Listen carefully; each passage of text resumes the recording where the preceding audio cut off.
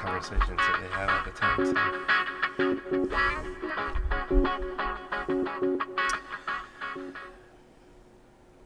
Hello, sir. Hello. How are you doing, Yvette? And how is everyone doing out there in YouTube and internet land? YouTube or internet land. Yeah, I mean, it feels like a million years since the last time we were together. But I also was so excited last time about our October show that I forgot to even mention we were going to do a September show. Right, exactly. That's what I'm pointing to. It's like it's September very spooky 27th, and it's spooky behind us now. I need someone to tell me what literally, it's the 28th. What happened to September? Is it the 28th? It is. It is, in fact, September 28th. See, I had to check. That's why I mumbled. I had to double check. I don't even know. Had to double check. Double. Is it when? It's Thursday. It is Thursday. It's Thursday. How did Wednesday get away from me? I don't know. I thought it was Wednesday. Well, as many of you know that are followers of our lives, because they are so exciting, you may already know that our co-founder in chief was a little down and out for the count the last couple weeks. Yes. I avoided catching COVID for 3.5 years.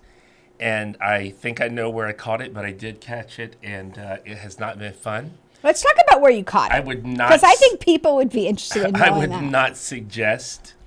It could have been one of two places. But I think that I've narrowed it down to one.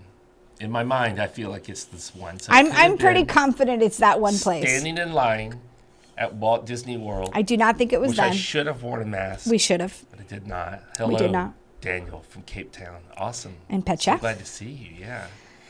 And, or I could have got it from a dance class that I attended.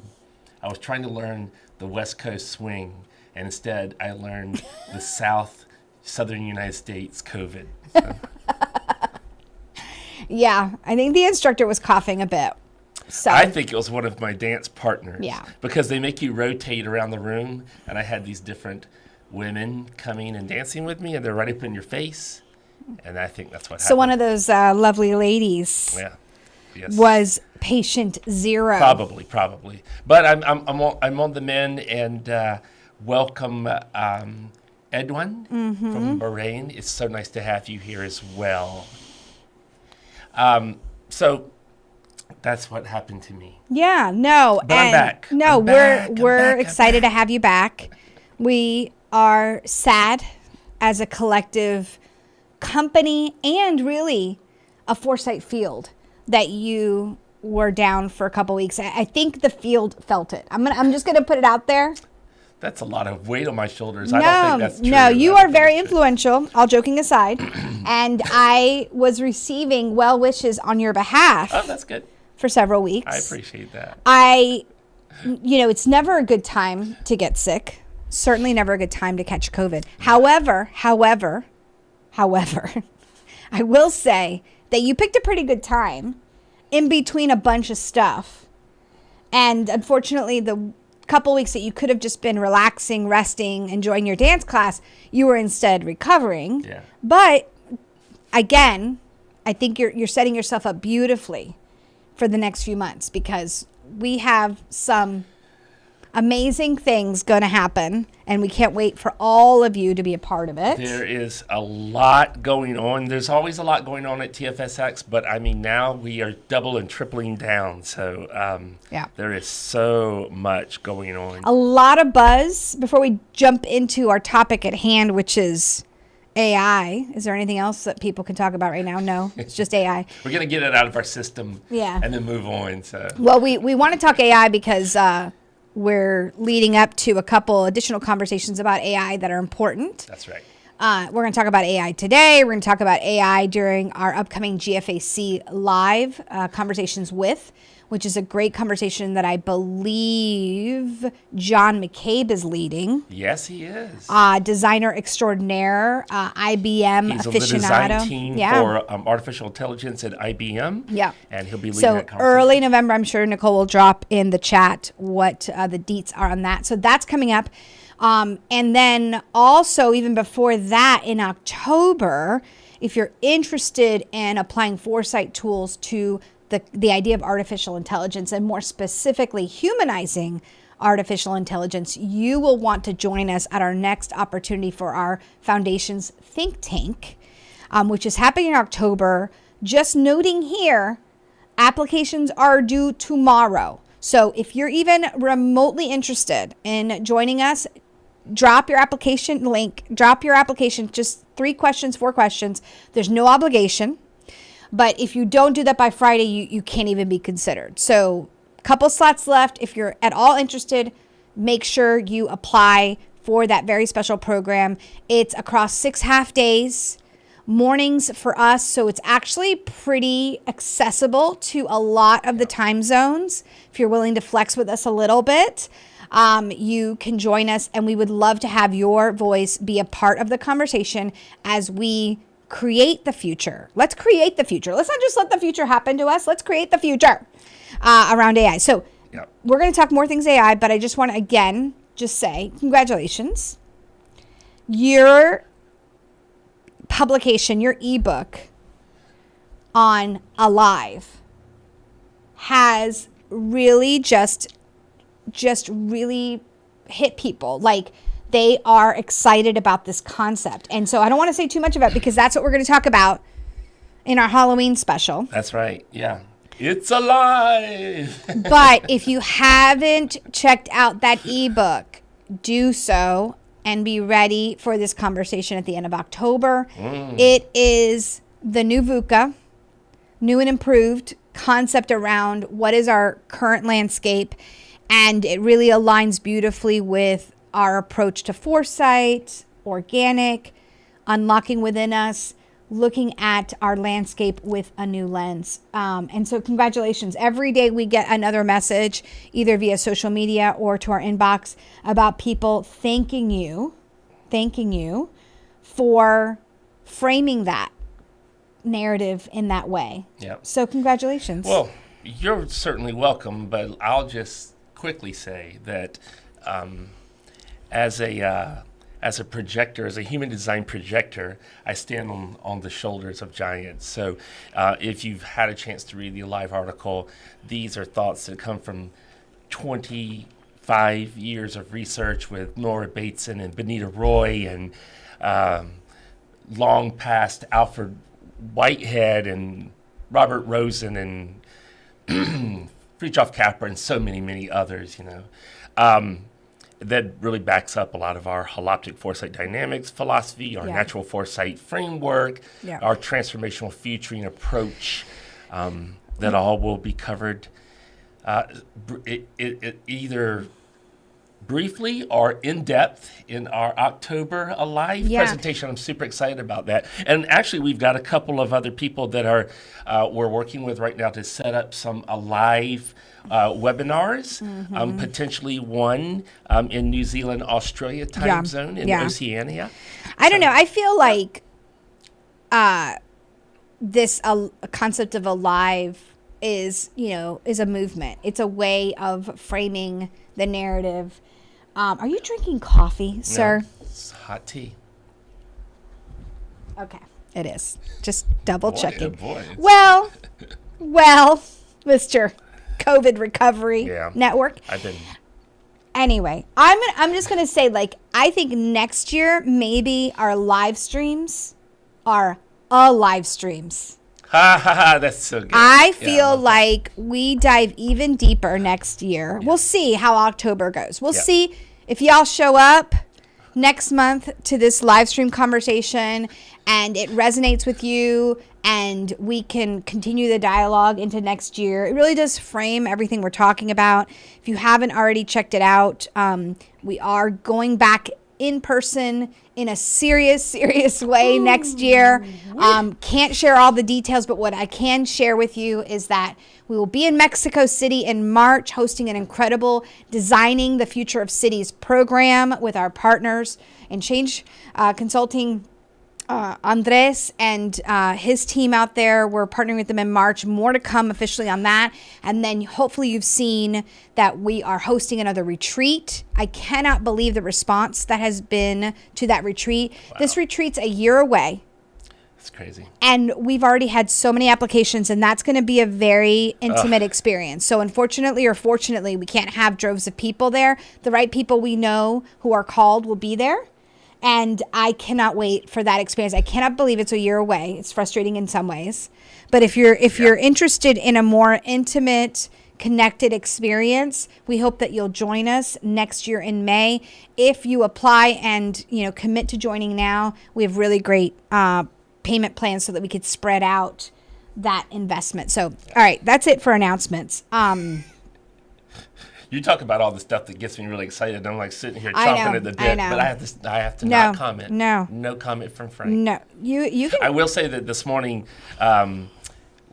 yesterday, the Enlivening Evolution magazine published an article on the Alive mindset model, mindset. I don't know. Acronym. Do we really need another acronym? Apparently we do. And a lot of people are commenting saying like, oh, I'm really happy to see this is there because we've already had a meeting about it in Germany. And I met with this company in Germany, and there was 5 of us got around a round table and we just discussed Alive and how we could apply it to our company. I mean, how does that that is wild to me. I just, it's tough. We're happy because I mentioned that because, people are hungry for this. Friends. People are hungry That for is this. the critical part. They really are I feel like what we do. Waiting for somebody to just say it and give them the permission. That's what I'm saying. I feel like what we do, what our most important role here is giving you all the support, the air cover, the confidence to go out there and talk about these things in your circle. Yeah. If you are attracted to our message, if you read our stuff, if you have been to our programs or read the blogs or take part in our free offerings and it speaks to you, just know that our goal is to instill in you the language and the confidence to be able to go out and share this within your circle of influence, because that's how we truly democratize this type of thinking. So so thank you for joining us today. Today we're going to talk about the future of humanizing AI. This is the one where Angela took some liberty and we were little spacemen. So the question was, is AI a rising star or is it really the Death Star? That can't be. Or something in between, maybe. It can't. Yeah, really. Yeah. There's not much that's really. There's not a lot of real duality in our world. It's always in a spectrum. No, of course not. And speaking of spectrum, we often talk about the push and pull of the future, and so that's part of what we could talk about today, how AI falls on that push and pull of the spectrum. That's true. But we are going to guide our conversation today. It is going to still be sort of unplugged and a little raucous, but we are going to roughly use as a guide the focal issue sort of document that we've prepared in advance of our think tank. So if you want a sneak peek of the kind of conversations we will have in our think tank, if you want to be part of this conversation now, then you could follow along. Nicole will drop in the chat the Future of Humanizing AI focal issue document. I love sharing these documents because I think it gives people an idea of how we can frame a focal issue, whether we're doing scenarios or any foresight work, that it's more questions than it's answers at this point. Yep. So you'll see we set up the idea of humanizing AI, and then we sort of present trends across the push and pull spectrum. And then we have just a series of questions that we're hoping to use the tools of foresight to help us illuminate, to help us, in the case of our think tank, craft a set of narratives around the potential futures of AI. That's right. So we thought we would sort of riff off of this document, but I know that you have some overarching thoughts to share. Yeah, my first thought was, are you playing good cop or bad cop today? Yeah, I It's think an American saying. It's like good cop, bad cop. You send the good, if you're interviewing somebody or you're questioning them as a suspect, two police officers go in. One plays good cop and says like, oh, if you tell us, and the other one's the bad cop, I'm going to beat you up. And the good cop goes, don't beat him up. But, they're really in on it together. So. Yeah, I think we can start with that conversation because it's a little bit sort of meta, right? Let's break the fourth wall here a little bit.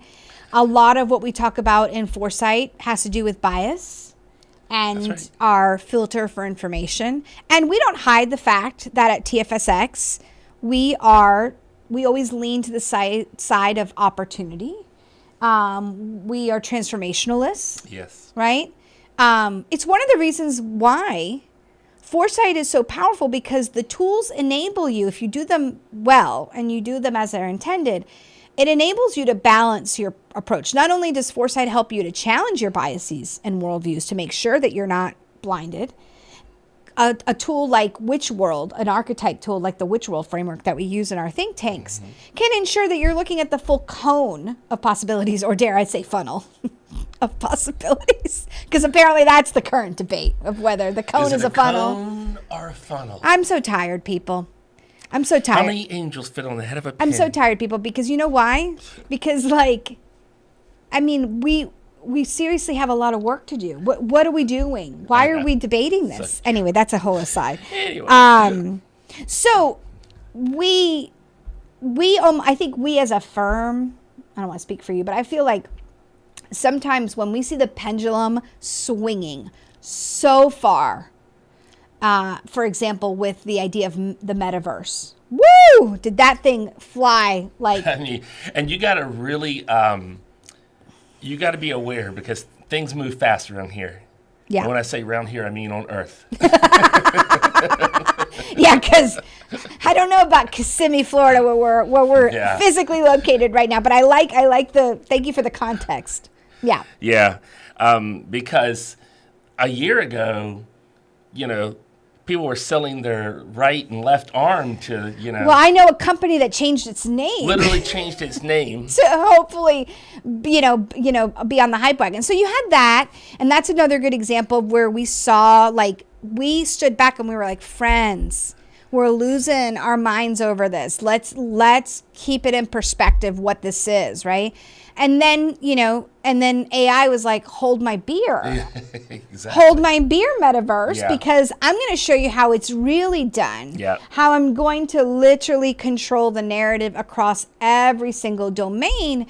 And while we are not diminishing the impact of these technologies, we've been talking about artificial intelligence for decades. Of course, For decades. So we are not new to this block. what I think what we just sort of generally tend to do is we see that something is being really inflated and the energy is such that we are trying to be a calming force and almost go to the other extreme to sort of counterbalance That's right. the frenzy that we're seeing. So we're not anti-AI. We That is so funny. You can't be anti things like AI. I know. I We're understand. anti the hype. We're anti the way it's being marketed. We're anti the way that people are thinking it's going to solve every single problem Yeah. because it's dangerous. Not because we wouldn't love for it to solve every problem. Look, do we want to solve every problem in the world? We do. Yeah. We do. We call it wicked opportunities for a reason. Of course. But when you blindly give way to saying that this technology or any technology is going to be the solve for everything, that is the quintessential red flag. And futurists freaking love to do this. Yeah, it's a real weakness in the field of foresight and futuring that they tend to be tech evangelists or tech acolytes. And that should not be happening. That doesn't mean that they're tech, they're, the opposite of whatever that would be, against it, Yeah. But they just we have to be super careful of not being snake oil salespeople. And I think I get at the core, do you think it's because a lot of the acceleration of change can be attributed in many cases to technology? It's not the only place where accelerating and exponential change is happening, but I think it's the most tangible place. I think it's a tangible place. Right. And even something like we always talk about demographic changes being accelerated. Some of the reason why demographic changes are being accelerated is because we have the technology to live longer, to have better lives, that sort of thing. Yeah, So, medicine and- so look, again, we're not saying that technology is not important, but it's almost like we have to like counterbalance. Yeah. And that's what the craziness. And that's what we did in our recent panel. That was a great panel. You can watch that panel where I interviewed Amy Whitcroft from New Zealand, who is a tech extraordinaire. She's been on every board. You in really Oceania. pulled together a really good panel for that. That was a good conversation. panel. Taylor Crane, who is the head of play at EA Games. Christopher Rice, amazing futurist. Christopher Rice. Who- we need to just have a beer with him. Who is anti-AI, basically. But you know what? He doesn't hide it. No, and he doesn't hide it, and he says some really important And he's things. anti-LinkedIn right now, which I'm sort of sad because I need to have another way to get Chris. Tell me what platform you're going to be on, babes, because I need to see your I stuff. think it was Blue Sky or something. Okay. Like that. Yeah. All right. We all But got to they're go all- to Blue. Hopefully it's not Threads because Mark Zuckerberg got 1 billion followers in 1 week and lost 1 billion in one the next week on Threads, and Threads is dead. So that's these It was things. exciting for a minute. We move fast around here on planet Earth. Mm-hmm. And last but not least, Michael Compton, who is an amazing professor at Denison University, Columbus College of Art and Design for many years. Man, you know what? Who holds like 27 patents. I'm gonna tell you that COVID did not. You're sharp, babes. You're there. I'm trying. That was good. I That was had to think good. hard though on that one. And that platform deals largely with why AI. That's the you're talking about the panel. Yeah. Why AI? And we talked about stories and speculations and metaphors. Yeah. And the way that we have elevated AI. And I often say this, and this is related to our conversation today. Whenever we elevate technology from being our pedestal that we stand on to the throne that it sits on, then we know something went awry. Because technology has always been a part of living systems. Yeah. It's any time that we pick up a stick and poke the dirt for a purpose or a reason, or we sharpen the end of that stick and tie some flora around it, and make a spear, or we make a road, or we light a fire. Those are all technologies. And we've always used technology to evolve, and technology is a co-aid in our evolution. But when we elevate it to sit on the throne is when we've gone awry. Daniel Rushkoff has a new podcast that's called Team Human. And he's like, I'm on Team Human, baby. And we need to be careful that we're not creating misanthropic pathways. And AI holds the potential to be the most misanthropic, anti-human technology we've ever created, because we just have this metaphor that humans are flawed, irreversibly flawed, and that they're not worth investing in. We're going to invest our time in a new God, a new God. So there's my Luddite speech. Yeah. I mean... And by the way, I want to say something briefly about Luddite and get back to the I mean. Yeah. The original term Luddite does not mean anti-technology. If you go back and study the Luddites and the Luddite movement, they were pro-technology, but they were against technology taking the place of humans. And so to be a Luddite doesn't mean to be anti-technology. It means to be pro-technology, but as Petya says here, to be very careful how it's designed and how it's used. Yeah, and because we forget, as she says, that technology is created by people. And should be for people. By people, for people, right? Yeah. Yeah. Right. Clearly, we have, and for all living systems, not just people. We have said in this document that artificial intelligence has captured the imagination of humans since it was first introduced to the world by John McCarthy in 1956. It hasn't even been that long when you think about it. 1956 was yesterday, basically. Yep. Of course, it entered into the mainstream in a significant way this past year because of ChatGPT. And that's where a lot of just sort of regular people got to know the idea of AI, which, again, that's part of the issue, is that's how they, that's what they think AI is, and, the glorified tape recorder in some ways. Yeah. I want to tie that into what Petya was saying earlier. And by the way, hi, Becky. I'm reading Daniel's comment here also because humans want to know, what if I do this? What's on the other side? I think it's the most mythical tech we've ever. Yeah, I love that. And Rod's here. Hi, Rod. Hi, Rod. How are you? My friend Rod. It's a great point. Great point, Daniel. My oldest son is named Daniel, by the way. True story. That I'm sort of trying to gather my thought here again. Tying this idea of AI into what it actually is and what it's actually used for, because there's a lot of people that say, like, it's really not. When we say this term artificial intelligence alone itself is sort of a hype, because the truth of the matter is, as the famous physicist. You say my brain's all back here from COVID, but it's not all the way. I jinxed it a little bit, so I apologize. Michio Kaku. It's still sharper than mine with a lack of COVID. So. Michio Kaku is called artificial intelligence a glorified tape recorder.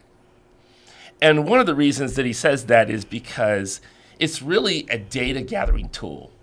And what we've been on, this trail that we've been on for the last 10, 20 years is just how much data can tech companies gather, because it's all about leveraging the data of people for greater consumption.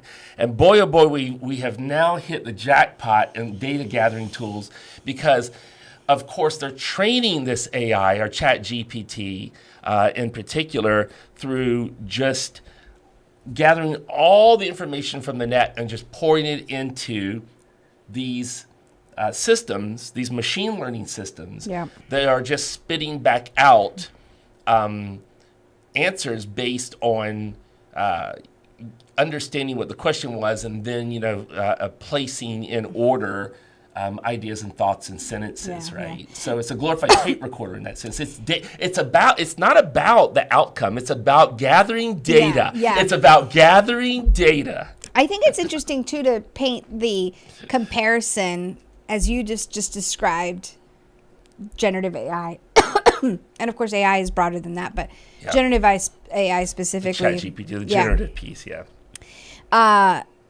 It's very much aligned with how traditionally organizations, institutions, and society have thought for and planned for the future. It's back to epistemic uncertainty, ontological unpredictability, That's right? right. It's the idea that in order to map the future, I just have to gather the data from the past and That's the right. present, and that'll give me what I need to Yes. extrapolate the future. Yes. But in an emergent environment, Yes. you truly miss out on what can possibly happen, and more importantly, you miss out on that pull end of the future. That's What do right. we aspire to happen? And That's so I right. think that's my biggest concern is, you could laugh at the students, the college students, the high school students that are using ChatGPT for their term papers, and you could argue, well, that's a skill in and of itself, and it's sort of like when we started to have the internet or not. My concern is that it promotes even more lack of critical thinking. It can. It can. And a big problem is when you have all this information that you're feeding in and it's just feeding it back out again. A lot of people are now arguing that it's just an endless feedback loop. And in that sense, I love what somebody said one day. They were like, they just wrote a little prompt and they said, in the future, humans will have so much feedback loop from the AI that they will get bored and pick up pen and paintbrush again and start creating. So. Yeah. And again, I think it's dangerous, and we're going to do, I think, a very concerted effort during this think tank to not make this about just the latest popularized version of artificial intelligence. And to that end, we've captured some of the questions here that we want to help frame our conversation over those 6 modules that we're going to host. And I'd love to have a chance to get people's perspective and your perspective on this now. They're already writing some great comments on here for and sure. great feedback, and I would love to hear more. I was going to say briefly before you read that Rushkoff said in his latest post this morning, he said, let the robots do the menial work. Yeah. As humans, our superpower is messiness, and the messiness creates amazing new open doors and creativity. That's what the Alive model is all about. Yeah. Abductive, liminal, interconnected, vibrancy, emergent. Yeah. And machine AI cannot do that. Yeah. And Nicholas Larson says in his book, The Myth of Artificial Intelligence, it never will. Yeah. So maybe that's one of those things that's like, be careful saying something never will, never, something. Yeah. But there are a lot of really smart AI people who are like, stop trying to attribute consciousness to AI, because consciousness is about messiness, not about data quantification. Yeah. It's not about ontological uncertainty. It's about, it's not epistemic uncertainty. It's about ontological, the nature of being, unpredictability. Yeah. Yeah. I mean, gosh, does this all go back to our fascination, infatuation with data quantification and mechanism and efficiency? I mean, because to your point, the most glorious thing about being a human being is that we are not mechanical, and we are not perfect, and we are messy, as he says, as we love to say as well. And I think at the core of this, it'll be fun to do a CLA tool, which we do across those 6 modules on these concepts, because I think at the core of why we're seeing this fascination almost to a detriment. That's the concern here, friends. Like, again, there are valuable places for this technology, and it's up to us as leaders in these conversations to ensure that it's being used in the right situations and it's not being taken as a savior. Right. And so this makes me want to back all the way up to an earlier comment that Pet put on here, and that was that it's going to be what we design it to be. And right now, the people who are designing it to be something are the tech companies who have gotten to a place now where, and I forget who said this earlier, but it was maybe Dr. Jeffrey Funk. I was reading him. He said it used to be illegal, all of this, he called it acqui-hiring, like acquisition, but hiring. So now we're in this like new age of like companies just start up to just be acqui-hired. which is hilarious. So I'll work for you. You acquire me. I'll work for you. Acqui-hiring. And he said, that used to be illegal. That used to be illegal, but we made this legal now. And so now the companies are like, well, what the heck? We used to be creators. Now we're just cash cows. And our goal is, and as Rod had said earlier, surveillance capitalism. Yep. And we set it up where there's more and more and more of that. So really, all their goal really is, in the end, is to make as much money as possible, and that's why we're worried about the hype part. But if people care, and there are a lot of people that do care, Timnit Gebru and her whole legion, and you know her story about being fired from Google and ethical AI and all, people that really want to design AI to be something useful, not to be on the throne, but to be a pedestal, as Petya said. So we have to have ethical and moral designers taking the reins of this and get it out of the hands of surveillance capitalists. That's the thing. Yeah, I think, again, every conversation we have about these topics is so deep, and we could talk about this forever, which is why I'm excited that we have 24 hours essentially across those 6 half days with this group in October to really think about these ideas. But from a foresight perspective and a futurist perspective, this is why one of the core values that we list out that TFSX has is staying, that our belief is that we have a moral and ethical value to think with a long-term perspective. And I'm excited to see more and more people lean into that responsibility and that role, because I think it's easy to say, we have to be objective and we can't, and here's the thing, I think we have to be really careful. I don't believe we should succumb to our biases, but when we are in a position to influence people and to shepherd people through change. Correct. Absolutely. Then we do have an obligation. We have an obligation to do so in an ethical and moral way that will give the most people a chance at a more equitable future. And that's what we're talking about here. Right. We're not talking about being scared of anything, of saying we're going to unplug and we're not. It's about like, hey, what is our narrative around these tools? That's right. And again, back to the CLA, I just think it'll be really interesting to unpack. It's going to be great. Why is it we're infatuated with this? And how can we reframe that narrative? And I think it hinges on our... I think the world needs a therapist. Oh, believe me. I feel like humanity needs a therapist. And I am not the first to say that foresight is incredible therapy to help you work through. Yeah. I think we need to do that individually, but I think as a collective society, we need to really look at how we respond, how the power dynamics play out with things like AI, and ask ourselves, why is that? Why is that we do what we do to marginalize groups when it comes to this stuff? Yes. Why is it that we, choose certain narratives and promote? Why do we, even as well-meaning people, fall prey to these narratives? Because if you don't understand why, if you don't unpack the why, you can never transform to something different. That's right. So many thoughts are going through my head right now. And Alex made a great point a minute ago. We can implement advanced technologies like AI and machine learning to automate routine tasks and freeing up people to focus on. And I couldn't agree with that more. And it goes back to Petya's thing. Are we designing it for that? Is that what we're designing it for? Yeah. But also then, there's a lot of, because that's amazing. I mean, I've thought that same thing, Alex, for many years. It's like, it would be so great if, a la Gore's, we got away from menial tasks as being the meaning and purpose for human lives.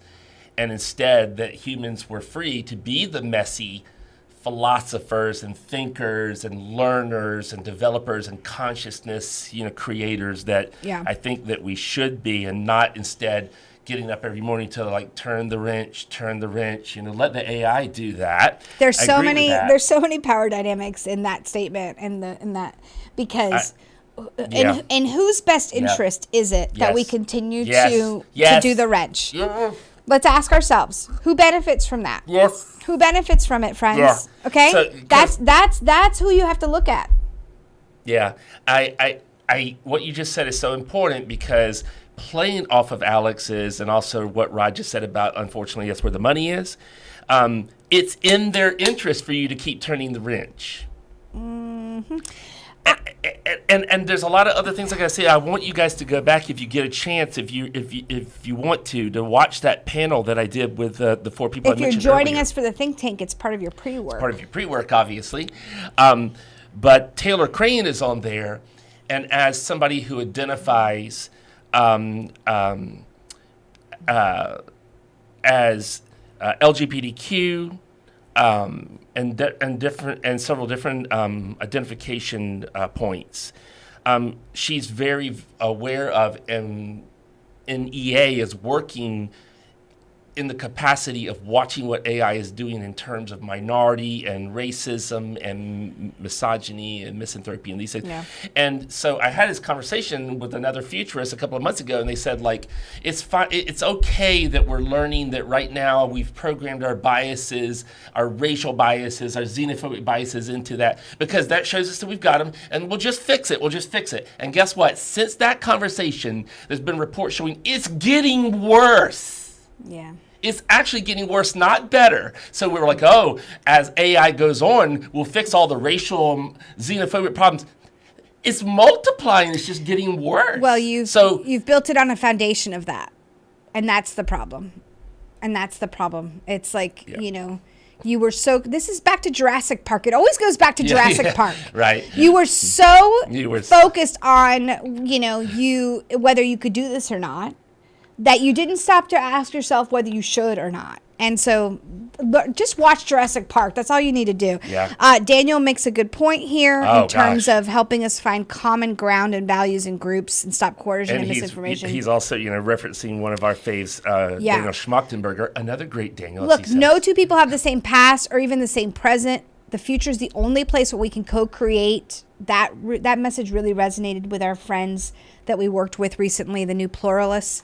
Who are trying to, imagine a more equitable future for democracy. We've gotten such incredible opportunities over the years to work with different folks who are making a difference. So amazing.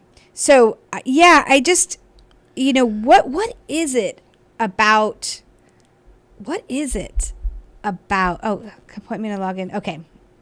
Oh, no, I was just, I'm listening to you, and I haven't mentioned any of Becky's great comments yet, and Becky was saying earlier that, I'm concerned about what we lose through that, but anyway. No, I'm just going to say, I don't know, maybe it's because I'm a mother of a teenage daughter right now, that I'm compelled to ask, why does humanity have such a bad self-esteem problem? Yep. Yes. Why? This is why I mentioned Team Human earlier. Yes. I've been on this for a long time, and I know there's people that just will probably never agree with this, and that's fine. But I don't think humanity is flawed. I think the systems are flawed. And they have pressed us in to these systems and made us flawed with them. And then the money makers make money by keeping us on the flawed track. And so that's my concern and worry. This is why. There's also, I want to get into the environmental thing in just a few minutes, because I don't want to leave that out. No. I was just going to say that this is why, in part, it's because we believe in this message, but this is why the message we believe in is so powerful. This idea of natural foresight.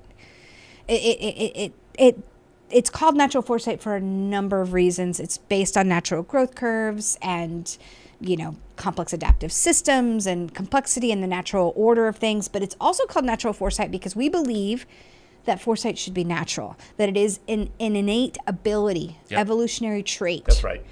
That in some cases has gone dormant because we haven't applied and practiced it. That's right. And I think that goes hand in hand with empowering people, which is why I think the systems are in place to push back on people using and thinking from a foresight perspective, because it changes your mindset and your perspective. It helps you embrace change. It empowers you to be in the driver's seat, and it raises your overall, quote unquote, self-esteem as a human. Yeah. And they don't want that.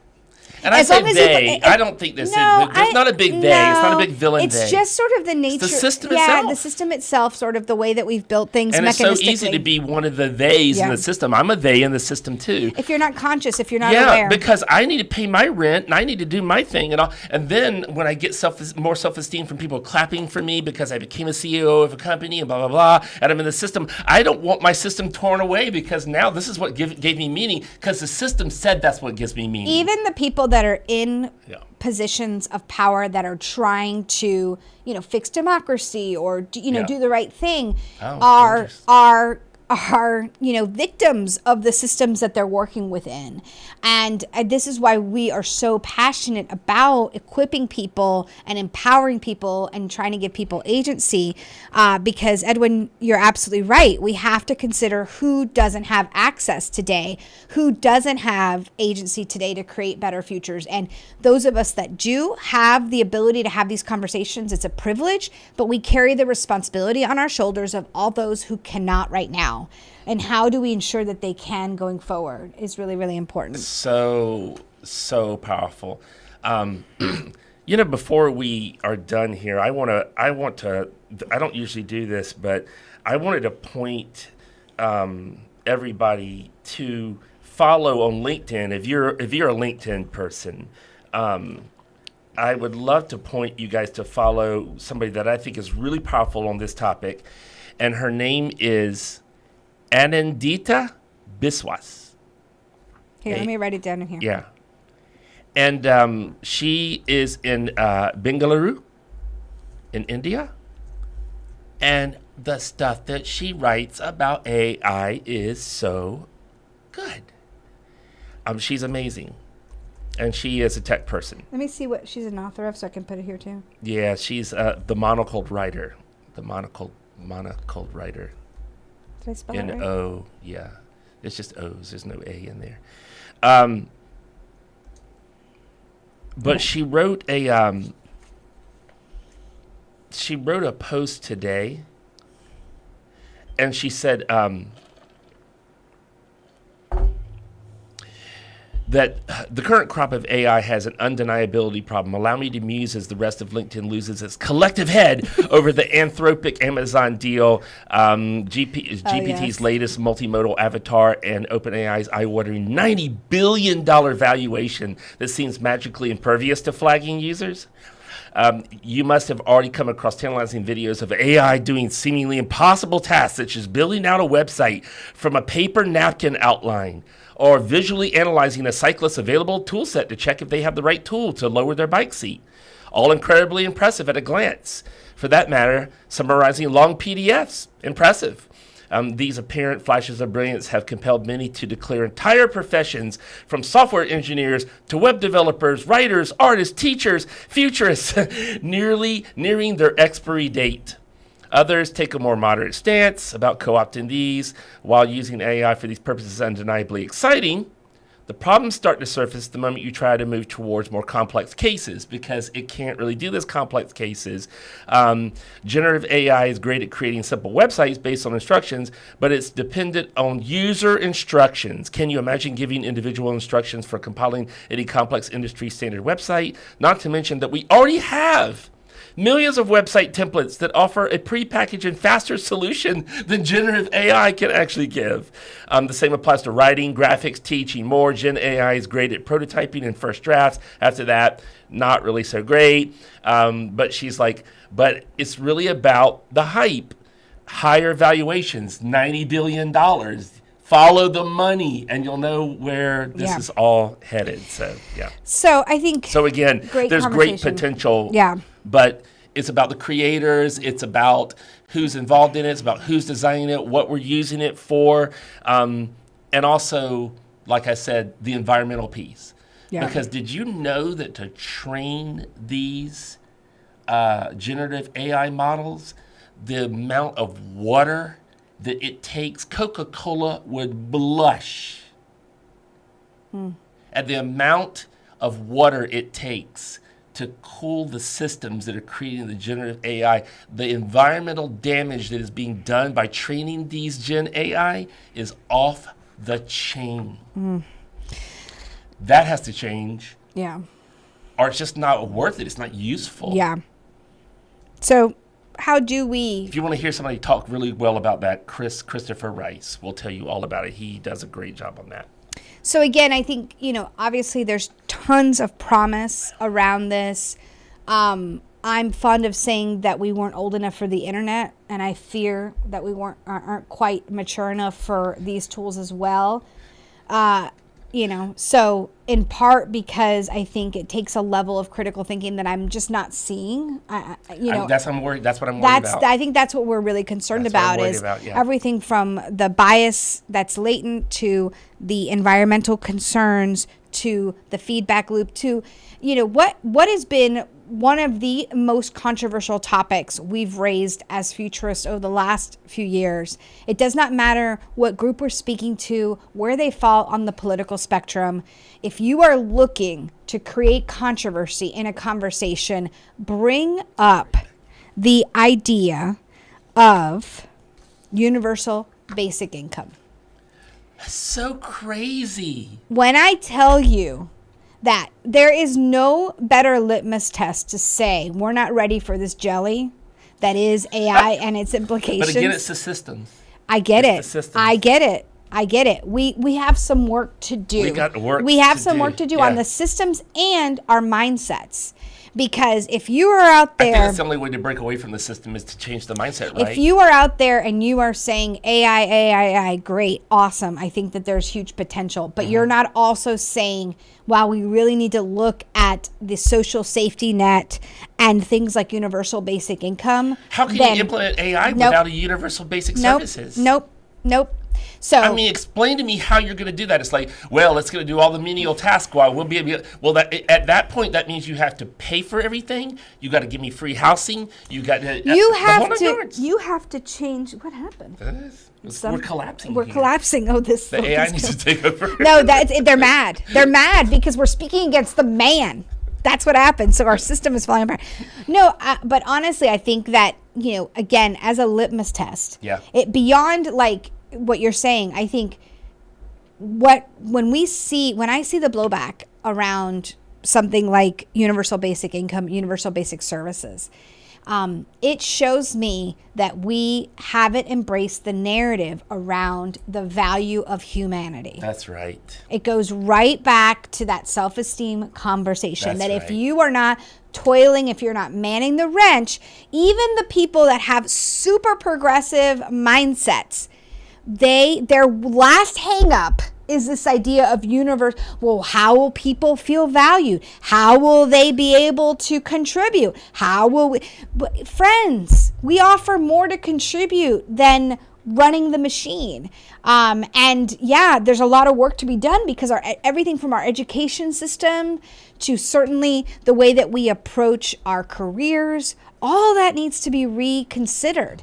And we love talking about AI as long as it's hand in hand with these other really tough conversations that are going to require, beyond significant shifts in the way we operate. And so you make probably the most powerful point, and we're nearing the end of our time, so it's a great time to bring that up. So it was perfect. It was perfect because the conversation around AI can't just be, look at it, look at the paper it wrote, look at the thing it's going to do. It's going to free us from menial tasks. You can't stop there. Great. That's just the beginning of the conversation. The deeper conversation has to be about environment, creators, equity. It's got to be about, have you considered when you implement all of this, how you're going to give people housing, food, a living wage, as Petya says, and that conversation is not happening. And why? What? And even also how you prepare people to critically think about this. We have a systemic, pandemic in misinformation. We're partnering now with Readocracy. If you haven't seen our conversation with their CEO, Mario, definitely catch it. So powerful. It's available to my TFSX subscribers on our platform. But Readocracy, if you go to their website, you view all of what they believe in. But this idea that we right now, even without sophisticated AI fueling the misinformation, we are falling prey. Democracies are falling because of this rampant That's correct. Issue. Right. And so if we haven't even equipped citizens to carefully and consider and understand the difference between misinformation, disinformation, and real information, what are we going to do when it's even more pervasive and it's even more advanced through tools like AI? Yeah. That's what keeps me up at night. In addition that's the thing, to right? the onset of menopause, which also it's always so hot. It's so hot in the studio. I got a fan blowing on me. He's freezing. Getting older and is I'm fun. It's a lot I'm of fun. dying. By the way, I want to back up for just a second and say Becky made some great comments throughout this whole thing that just kept getting. They were in between other comments, but they're so good. I've read every one of them. She says not only the water, think about all the people had to evaluate the outputs and say that they were inappropriate. Ongoing struggles with mental health after viewing all manner of depraved content in here. The mental health that's behind all this so powerful. And she said it's like a bunch of ostriches with their heads stuck in the ground where I am. And that's exactly right. And that's what we want to tackle when we're tackling these questions that we're going to be tackling within the think tank and the training coming up. Can AI achieve consciousness? Will AI replace a majority of the jobs presently performed by humans? If so, what role will humans even play in the world? How will we define work, education, healthcare, infrastructure? Can AI be used to enhance our human creativity, helping us to generate and improve the quality of our novel ideas? How should we address civilizational threats caused by AI, such as environmental degradation through carbon emissions, perpetuating racism through systemic bias, supercharging criminal scams, etc.? What personal and collective rights are challenged through the development of AI? What rights and privileges might be associated with AI? How do we prevent AI from creating endless feedback loops? We talked about that earlier, right? How do we ensure that AI is implemented with the highest ethical standards, create thriving symbiotic relationships? This technology is not going anywhere, and yet at the same time, it shows all the signs of becoming the next NFT, the next metaverse, the next blockchain, just fizzling out, and yet at the same time still being used behind the scenes in ways that we have to be careful how we're designing it. So there's so many questions to answer. I think it's great, though. It's an opportunity. Yeah. That we can have this conversation, because, like, honestly, it's difficult to get messaging out there in this attention economy. It's very challenging to get a word in edgewise. And so as futurists, as foresight professionals, I think leveraging the opportunities when the metaverse is being hyped or AI is being hyped, strategically inserting ourselves into these conversations, not making it about the duality of the Death Star or the rising star, but really having those in-depth conversations about why and what if and so what.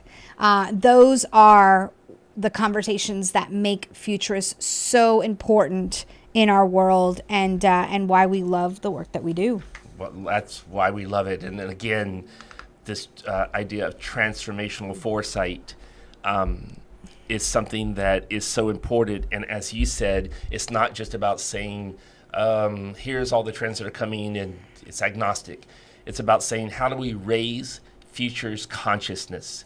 As a futures thinking and foresight is a critical part of elevating consciousness, because consciousness, if it's elevating, certainly includes anticipatory imagination, because that, sort of in a circular reference, is the raising of consciousness, right? Yeah. And so we have an ethical responsibility, and I think it was Becky or Petty or somebody that said earlier, maybe a couple of them, to generations, to ancestors, backwards and forwards, and this is all the stuff that we talk about at the retreat, on our next lives on Halloween, and all the stuff that we do. And so that's why you can tell we get pretty excited about the work we do. Yeah. So just to recap, opportunities to continue this conversation around humanizing AI. Our next opportunity will be in that think tank. Applications close tomorrow. So if you're at all interested, you want to learn more, go ahead and apply. There's no obligation in applying, and you can have a conversation with one of our team members. That think tank will take place across 6 half days in October. We use all of the natural foresight tools to create a suite of scenarios, to co-create a suite of scenarios around, in this case, the future of humanizing AI. November is our next Global Foresight Advisory Council. They're the folks that endorse our certification, and they are going to be leading another conversation about AI. We have a pre-recorded conversation about AI, a panel that Frank mentioned that's available on our website. my.tfsx.com is our learning management platform where a lot of the former conversations are recorded and accessible there. We hinted at incredible opportunities in 2024 to join us in person. If you think this conversation is exciting across a live stream, can you imagine in Maine in a cabin, just, in the brisk air, having a conversation with a handful of people that really want to think spiritually about natural foresight and foresight. The biological, the psychological, and the sacred dynamics of foresight. That's next year, this time next year in Maine. And then more to come in our in-person think tanks coming next year. We'll do more online. We're also going to do a bunch in person, starting off in March with Mexico City. So if you're interested in designing the future of cities, that's what we're going to be focused on in that think tank in person in Mexico City. All this information is on our website. And if you haven't already, subscribe to our newsletter. We've got great content every week, and that'll keep you up to date on the latest and greatest stuff. And if you love this, October 31st, Halloween, Frank's favorite holiday, there will be a kettle in the background with actual, there's going to be pyrotechnics. There's going to be all kinds we may dress up. I don't know. We're going to talk about Alive further and embrace your favorite holiday of Halloween. I'm excited about that. I mean, this was a good conversation today, but if you want to see me get really animated, tune in October. Fantastic. All right. Thank you all for contributing to the conversation. We'll see you around. Check us out. Follow us on LinkedIn. And we'll see you next time. Thanks, everybody. Bye-bye.